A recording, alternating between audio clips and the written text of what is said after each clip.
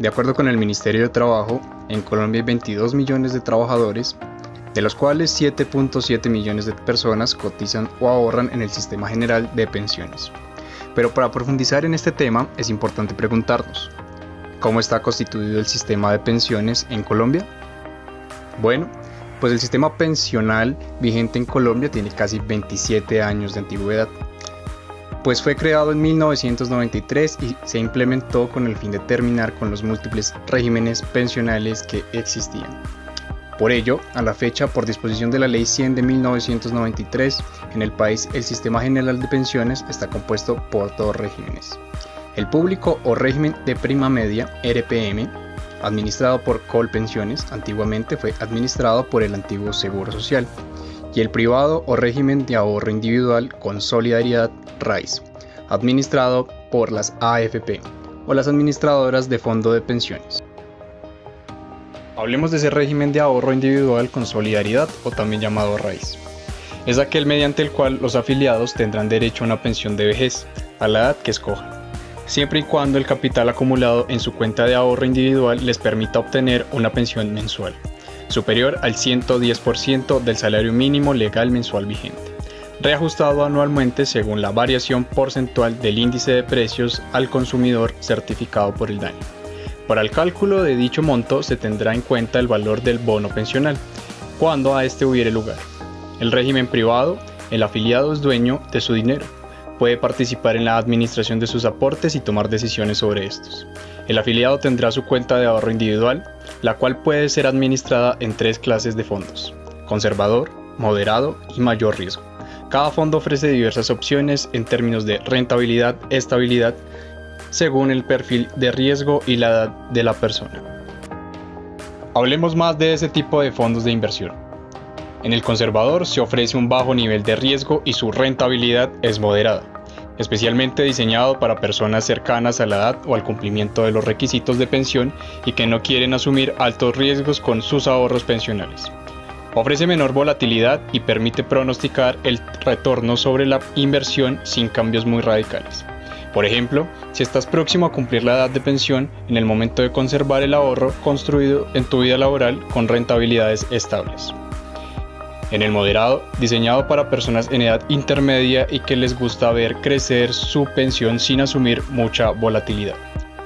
Y tenemos el de mayor riesgo, creado específicamente para personas más jóvenes cuyo tiempo para recibir una pensión es mayor a 10 años. Y por lo tanto pueden tolerar mayores cambios en la rentabilidad de sus inversiones. Pero, ¿quiénes son los administradores de los fondos privados? Las sociedades administradoras de fondos de pensiones y cesantías, AFP, son instituciones financieras de carácter previsional, vigiladas por la Superintendencia Financiera de Colombia, cuyo objetivo exclusivo es la administración y manejo de fondos y planes de pensiones del régimen de ahorro individual con solidaridad y de fondos de cesantía.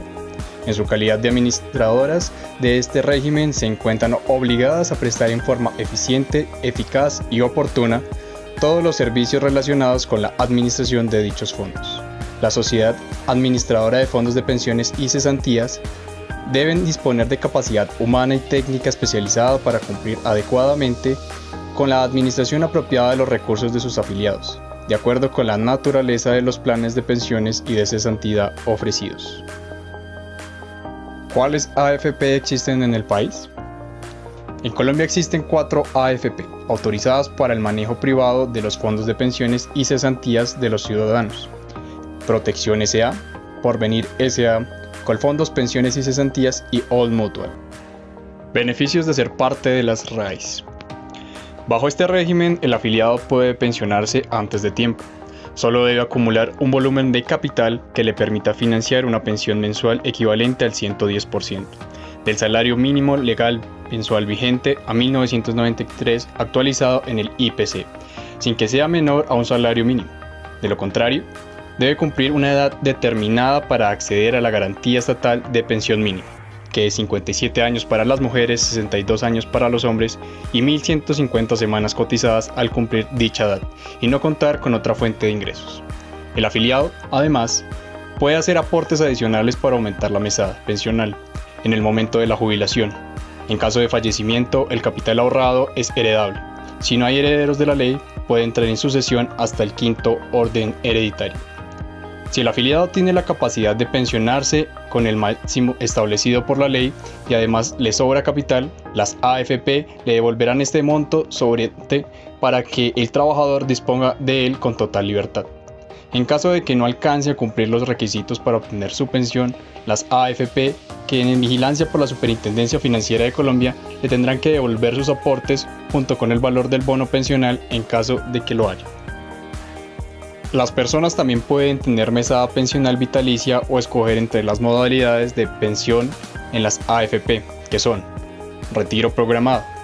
Esta se encuentra a cargo de las AFP, quienes pagan directamente en la cuenta individual del afiliado. La mesada se calcula sobre todos los años basándose en la rentabilidad del capital existente en la cuenta y en la expectativa de vida, y tiene la característica de ser revocable por el afiliado para contratar con otro tipo de modalidad, y cuando el capital disminuya de oficio, la administradora se encuentra facultada a contratar una renta vitalicia para asegurarle al pensionado un ingreso de por lo menos un salario mínimo.